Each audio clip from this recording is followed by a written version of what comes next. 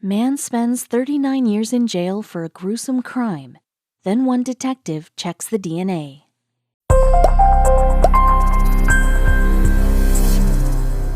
On November 1978, the cops arrested Craig Richard Coley for the murder of Rhonda Wicht and her son Donald, who was only 4 at the time. As the cops slapped the cuffs on him and hauled him off to jail, Craig cried foul play. They had the wrong man, he told the cops again and again. They didn't listen. In fact, no one wanted to listen to him until nearly a decade later. But was it too late? When Craig Coley stood before a jury of his peers, he couldn't believe they were buying the prosecution's story. Both he and his defense knew the evidence to lock him up was circumstantial at best, and the authorities didn't bring anything surprising to the table. In fact, both sides agreed on the basic facts of the case. Craig Richard Coley was raised by a Los Angeles cop, and he made the ultimate sacrifice when he enlisted to be a soldier, fighting for his country in the Vietnam War of the 1960s.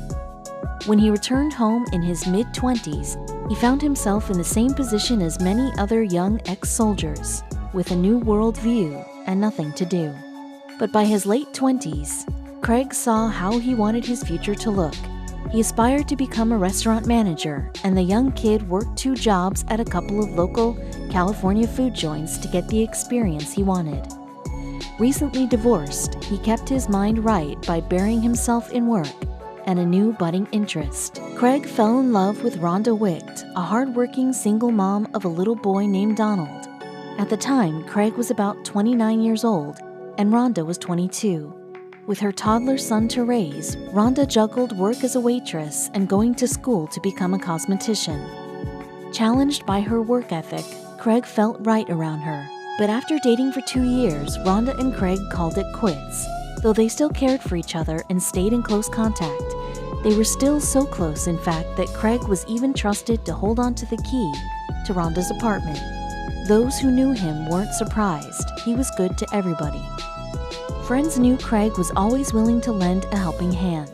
Even after breaking up with Rhonda, for instance, he continued to support her and Donald in small ways, tackling tasks like laundry when they needed it. On a November night in 1978, he was out driving his friends, who'd been drinking that night, safely back home. Rhonda was not with him. Because on that particular night, Rhonda turned in early. She wasn't up for late-night drinking, as she planned to be the hairstylist for a friend's wedding the following day. She went to bed early, or at least she wanted to. No one could get the full details of her activities that night. And the next morning, she never showed up at the wedding. A panicked friend of the bride was sent out to find her, so she headed for Rhonda's apartment, only to find the mother and her son dead on the floor. Horrified, she called the police, who swarmed the house in moments. Craig was arrested for the murder, and prosecutors pointed to one piece of evidence: the key. With no sign of forced entry into the home, it was surmised Craig let himself in and killed his ex-girlfriend and her son. The defense said Craig was out driving friends home, but without DNA analyzing technology, they had a hard time proving he wasn't at Rhonda's house at any point. Finally, the verdicts came in. Craig was found guilty of dual guilty charges of first-degree murder, and consequently, he was sentenced to life in prison with no parole. Craig held on to hope that the verdict would be overturned, which wasn't impossible. Those close to him were completely on his side. Neighbors and friends who knew Craig stood for his innocence, and newspapers joined in as well. Even the judge who oversaw one of Craig's initial hearings said the guilty verdict was wrong. But he was forced to rule with the jury. With enough support on their side, Craig's parents fought back to save their son from the life sentence.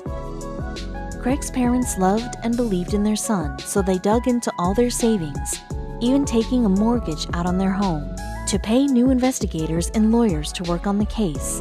Sadly, nothing would start to change until 9 years into Craig's sentence, when Detective Michael Bender below got involved.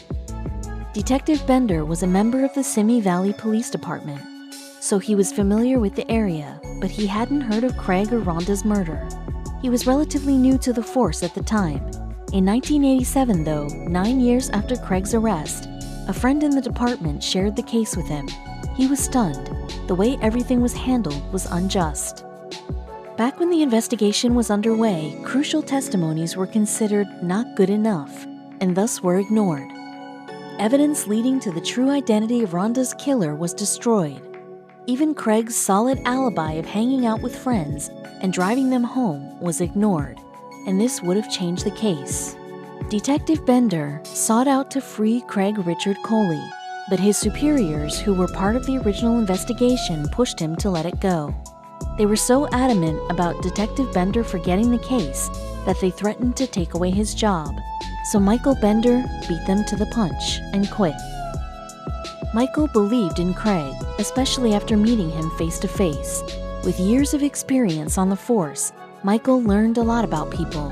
He had a sense of who was innocent and guilty, and bolstered by the knowledge that the investigation was a disgrace, he was certain Craig did not kill Rhonda. Michael found a new job in another town and took as much time as he could to work on Craig's case. Craig's mother offered support, supplying Michael with all the case files she had. While everyone worked hard for Craig, he found a way to work hard for himself. Even in the worst situation, Craig tried to focus on positivity and kindness. He admitted that he had his bad days at Folsom Prison, but he made the best of his life after turning to the Christian faith. He started a Bible study group and helped out others in any way he could. Inspired and motivated, Craig took theology courses and earned a certificate as a biblical counselor and a BA in biblical studies. He also learned to make jewelry, which he sold, donating the profit toward this new investigation. Trapped behind bars for a decade, he evolved and changed, looking for ways to better himself. Outside, Michael's work was nearing an end. Michael knew that there were missing pieces to Craig's case, so he made several calls to reopen the investigation. Finally, in 2012, the state of California agreed to reopen Craig's case. Coming across the DNA evidence officials initially believed was destroyed. While useless in 1978, they could now compare crime scene samples to Craig and see if he was involved. When experts dug into DNA analysis, they couldn't believe the results. It did not belong to Craig, adding further support that he was not at Rhonda's apartment that night. In November 2017, the Governor's Office of California granted Craig a full pardon 39 years after his sentence began. It was, unfortunately, bittersweet. Police couldn't tell Craig one thing he really wanted to know. Authorities knew Craig was innocent, but they couldn't find out who had murdered Rhonda and Donald.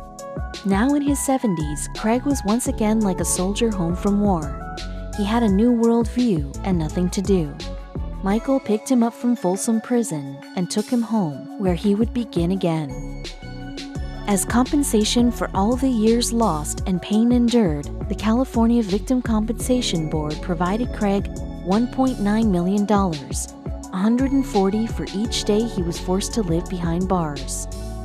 Sometime later, he was given another $21 million payment. This still wouldn't make up for what happened to him. Craig was grateful for the support, but was pained by his experiences in prison.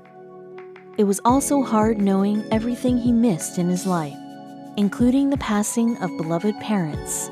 Soon after he was freed from prison, Craig visited the gravesite of his mom and dad, whom he never could say goodbye to.